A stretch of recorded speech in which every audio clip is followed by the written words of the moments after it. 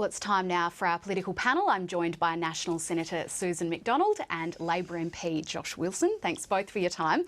Let's start with Barnaby Joyce's return to the role of Nationals leader and Deputy Prime Minister. Susan McDonald, did you support him in that party room meeting yesterday, and do you now expect to be promoted to the ministry? Look, the actions that go on in party rooms, and particularly the National Party room, have long had a tradition of not being leaked. I don't intend to start by discussing how people voted, including myself, but I am, going to be a part of the National Party team, looking forward to the work that we do for regional Australia. It's a big job, it's an important job. There's not enough people representing the regions of Australia, so we've got to work twice as hard. Do you expect to be given a portfolio position? I have not had a call, and despite the very flattering speculations by the newspapers, I have not got any assurance that that would be the case, so we'll see what happens. What is your response to the concerns of some women in regional Australia, including some women in the National Party, who say that they're uncomfortable about Barnaby Joyce returning to the leadership? Well, as I said before, the job of the National Party is to represent regional and rural Australia. We've got really important issues that have to be delivered on: infrastructure investment, health, education, aged care. These are all things that keep me up awake at night.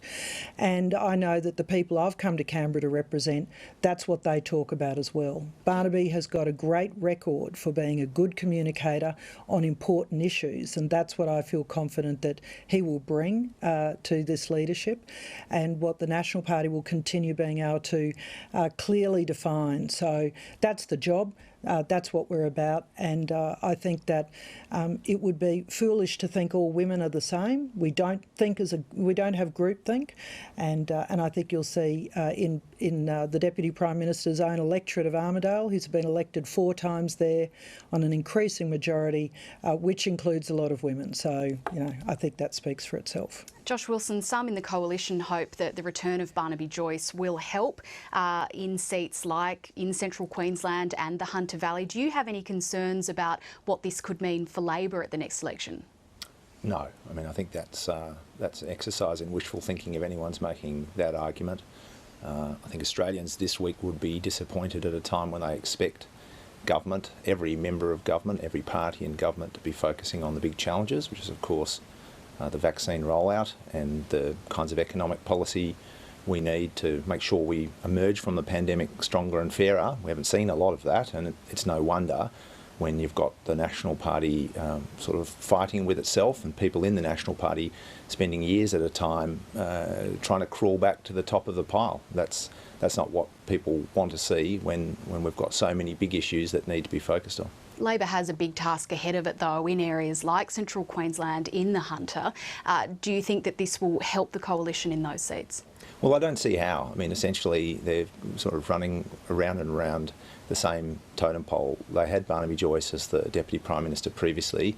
Here we are in a third-term, 8-year-old government, and they've gone back to Barnaby, who spent a lot of time seeking that role rather than applying himself to the needs of rural and regional Australia and the needs of Australia as a whole. And I think the idea that he will represent some kind of electoral magic is wishful thinking in the extreme, particularly as the point you make about women. I mean, this government has an issue with women.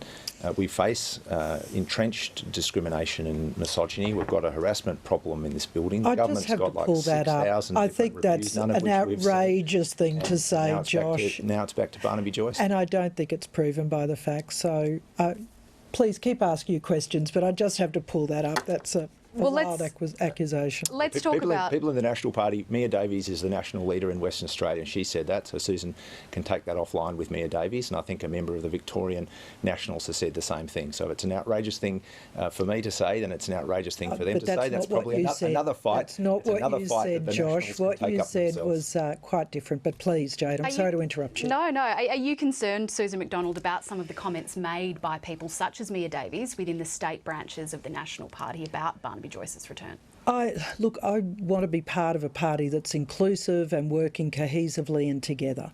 And that's all that I'm focused on. I've come with a very clear direction from the people of regional Queensland with the job to do. So certainly if Mia would like to talk to me about her views and her input into the National Party room. We are a family, and we do have a job to do in Canberra, and I'm going to be single-minded to continue doing that. Are you worried that these sorts of issues, though, will continue to perhaps be a distraction for Barnaby Joyce and for the party as a whole? Well, I'm not, because I'm not distracted by them. I've got a clear job to do, and I think everybody in the party room understands they have a clear job to do. So I appreciate that it does fill hours of TV and column inches to continue talking about these things. But in regional Queensland, people are saying to me the things that they want to focus on is water projects, is road projects. It's how do they keep their elderly people at home, close to their families and where they've spent their entire lives. How do we get STEM teachers in regional Queensland so that our kids are not structurally disadvantaged for the rest of their lives?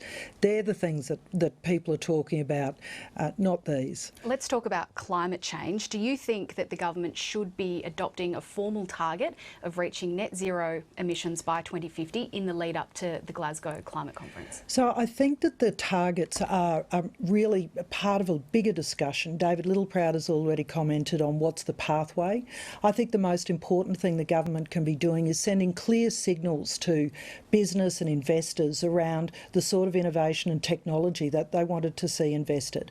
We're already seeing that in mining companies, in their treatment of tailings dams and other processes like that. Agriculture has done a huge amount of heavy lifting in emissions reductions because they've already had the vegetation management laws imposed, which has been a massive property rights issue for them. But there's all sorts of innovations happening in agriculture that I think should be recognised and credited. And so government policy around incentives around those sort of technologies and changes will ensure whether or not there is a pathway to that kind of emissions target. I think if we were having this conversation 20 years ago, we couldn't imagine the sort of innovation that's happening now, and I think we probably can't imagine what's yet to come. But that's the important part for me. Australia is under pressure, though, internationally. Could farmers, for example, be left worse off if Australia doesn't commit to a 2050 target? The EU, for example, is threatening tariffs on Australian exporters. Look, I think that the commercial reality of people desperately want Australian products. We see it every day in our negotiations. Australians export, the world's best food and fibre, grown to the highest animal welfare and other standards in the world. And so, sure, that can be a discussion that we'll have, but I feel confident that Australian farmers will continue to remain in demand because they've got the products other people want to eat. Let's move on to this draft recommendation about the Great Barrier Reef. Josh Wilson, what do you make of the suggestion today that China played a role here, that this is a politically motivated decision? Well, that's a comment for the Minister of the Environment to explain. It's a pretty strange one. It's a very strong comment. It seems to me to be in that same basket of commentary that we see from the government that can be reckless in relation to our relations with other countries. And it also seems in this case to be motivated by a desire to cover up what is a serious problem. The Great Barrier Reef is under threat. You don't have 3 bleaching events in 5 years. The only recorded bleaching events that we have in relation to the Great Barrier Reef for any reason other than that the ocean is warming as a result of climate change and putting that incredible natural asset at risk. David Attenborough described it as one of the most complex, rich and beautiful set of ecosystems on the planet. And he said if we don't act on climate change, it will be a coral graveyard. We've got a government that hasn't done anything about climate change, a Prime Minister whose best effort is to come up with a tricky political formula about preferably getting to net zero by 2050. And now, within the Nationals, the coalition partner, a return to leadership that in the past has been sceptical of climate change at all, and who I think has been supported back into the leadership essentially because the Nationals utterly reject the idea that there'll be any movement towards net zero by 2050. And in fact, if you look at the one theme of this government, is that every time it even flirts with a national energy policy or a sensible approach to climate change, a leader goes down. It was Tony Abbott, then it was Malcolm Turnbull, now it's Michael McCormack. Susan McDonald, is it fair to say that the government has been blindsided by this decision when there have been repeated warnings about the health of the reef? Well, I think the government has been blindsided, and I have had the benefit of not only living on the Great Barrier Reef but also being involved in days of Senate inquiry hearings, hearing from AIMS, scientists, farmers right along the coast. And so I feel pretty well informed on this, that the impact on the reef is on a smaller amount than is sometimes hysterically reported, and that the rejuvenation of the reef has been happening, and none of that is ever reported. Having said that, I think that there has been significant amounts of work and in government incentives on changes to farming practices. We saw an A on the Reef Water Quality Report Card that just came out recently on the changes, the 25% reduction in nitrogen runoff. This is a community that is taking very active steps to make changes, and I think to say that that's not happening would be blind to the reality. All right, we'll have to leave it there. But Sure. Thank you very much, Susan McDonald and Josh Wilson.